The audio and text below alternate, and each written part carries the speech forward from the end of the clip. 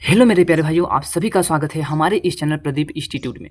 तो प्यारे भाइयों, मैं आज की इस वीडियो में क्लास 12th के केमिस्ट्री का मोस्ट इंपॉर्टेंट टॉपिक से लेकर आया हूं, जो कि बोर्ड एग्जाम 2026 के लिए बहुत ही ज़्यादा महत्वपूर्ण होने वाला है। तो प्यारे भाइयों, आप सभी को बताना चाहता हूं कि ये वे सारे टॉपिक हैं जो कि प्रीवियस ईयर में हैं और आप सभी के बोर्ड एग्जाम में आने वाले टॉपिक हैं। आप लोग केवल इन 50 टॉपिक को पढ़ लो तो आपकी बोर्ड परीक्षा में यहीं से क्वेश्चन बनेंगे। तो प्यारे भाइयों, क्या है कि यहाँ पर लिखा हुआ है कि मात्र ये 50 टॉपिक पढ़ लो। आप लोगों के लिए जो भी मैं यहाँ पर टॉपिक लेकर आया हूँ, केवल आप लोग इन सारे टॉपिक को पढ़ लो। बोर्ड एग्जाम में आप लोग जरूर केमिस्ट्री में 70 में 70 का हल करके आओगे, मैं ये आप सभी के लिए वादा करता हूँ प्यारे भाइयों। तो देखिए, आपका पहला टॉपिक क्या है? मोलरता।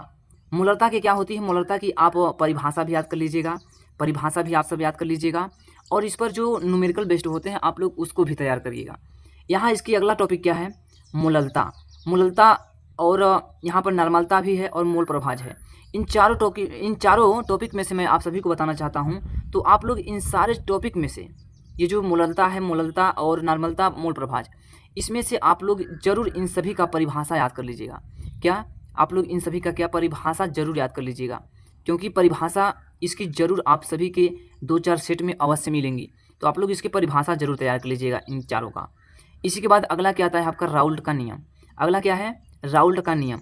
तो राउल्ट का नियम क्या होता है? आप लोग इसका परिभाषा याद करिएगा, और आप लोग इसके जो राउल्ट के नियम की सीमाएं हैं और इसका अनुप्रयोग है, आप लोग इसको भी तैयार कर लीजिएगा साथ ही साथ। इसी के बाद अगला टॉपिक क्या है? हेनरी का नियम। तो हेनरी का नियम के परिभाषा भी आप लोग याद करिएगा, और इसकी सीमाएं क्या होती हैं आप लोग इसको तैयार करिएगा, और इसकी जो अनुप्रयोग, हेनरी का नियम का कहाँ कहाँ प्रयोग होता है, आप लोग इसको भी तैयार करिएगा। इसी के बाद अगला क्या है? अणुसंख्यक गुणधर्म। और संख्यक गुणधर्म में जो 4 हैं इसके पार्ट आप लोग इनको भी तैयार करिएगा, और इनसे जो न्यूमेरिकल पूछे जाते हैं और न्यूमेरिकल का भी आप लोग प्रैक्टिस जरूर कर लीजिएगा। इसी के बाद अगला क्या है? पराशर दाब। इसकी परिभाषा तैयार करिएगा और इसके जो फार्मूले होते हैं इन फार्मूलों को। अगला क्या है? चालकत्व। चालकत्व क्या होता है? इसकी भी आप लोग क्या परिभाषा भी याद करिएगा, क्या है? चालकत्व। फिर अगला क्या है? विशिष्ट चालकत्व। विशिष्ट चालकत्व क्या होता है? इसको भी आप लोग तैयार करिएगा।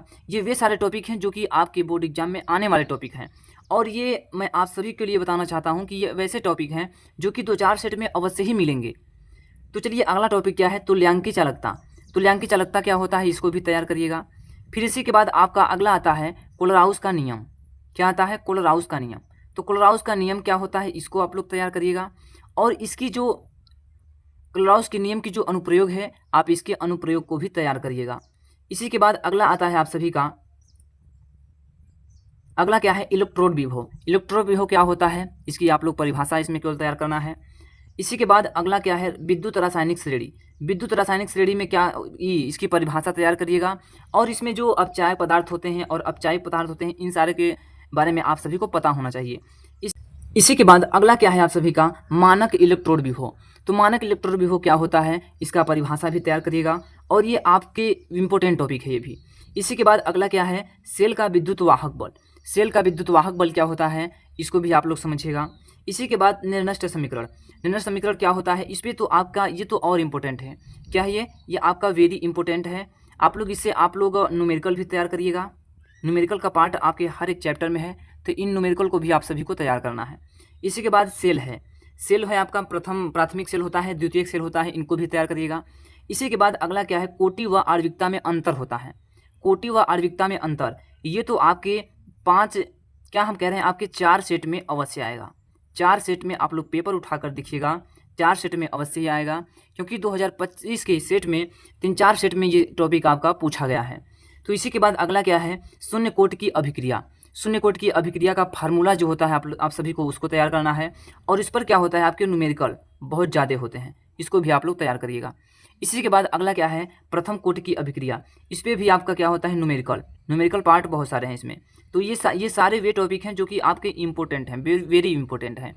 इसी के बाद अगला क्या है? समाकलित वेग। समाकलित वेग समीकरण क्या होता है? आप लोग इसका समीकरण तैयार करिएगा। इसी के बाद अगला क्या है? अर्ध आयु। अर्ध आयु क्या होता है? इसको भी आप लोग तैयार करिएगा। फिर अगला क्या है? डी ब्लॉक के तत्वों का लक्षण। डी ब्लॉक का तत्व क्या होता है, और डी ब्लॉक के तत्वों को संक्रमण तत्व क्यों कहते हैं, इसको आप लोग तैयार करिएगा। इसी के बाद अगला टॉपिक क्या है? एफ ब्लॉक के तत्वों का लक्षण। इसी प्रकार से एफ ब्लॉक के तत्वों को याद करिएगा। और अगला क्या है, लैंथेनाइड संकुचन। लैंथेनाइड संकुचन क्या होता है, आप लोग इसको तैयार करिएगा।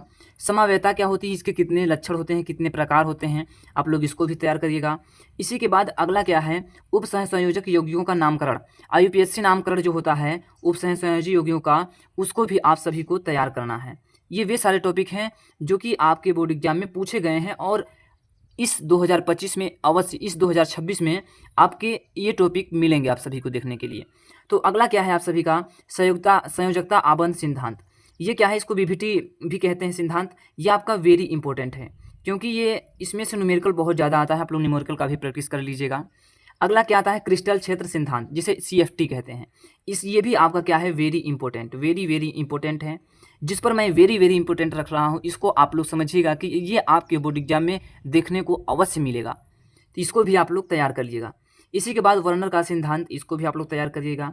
अगला क्या है, SN1 और SN2 अभिक्रिया।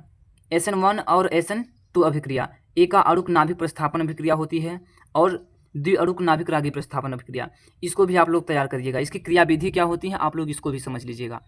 इसी के बाद अगला क्या है, इलेक्ट्रॉन स्नेही प्रतिस्थापन अभिक्रिया, इसको भी तैयार करिएगा।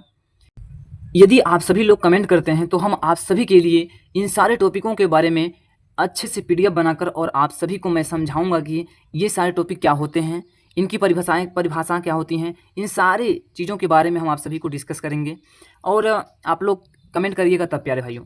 तो अगला क्या है आप सभी का, वोल्टेज व फिटिंग अभिक्रिया। ये तो आपका वेरी इंपॉर्टेंट है टॉपिक, क्या है आपका, वेरी इंपॉर्टेंट।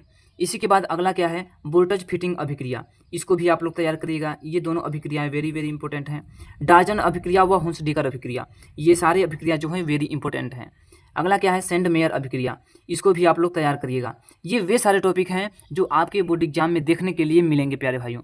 तो आप सभी से मैं यही बताना चाहता हूँ कि आप लोग इन जितने भी मैं टॉपिक को आप सभी को बता रहा हूँ, आप लोग केवल इन्हीं टॉपिकों को तैयार करना, इससे बाहर आप सभी को पढ़ने की ज़रूरत नहीं है प्यारे भाइयों, केवल आप लोग इतना ही तैयार करना। इसी के बाद आपका अगला टॉपिक क्या है, एल्कोहल के IUPAC नामकरण। एल्कोहल का क्या होता है, IUPAC नामकरण आप लोग तैयार करिएगा।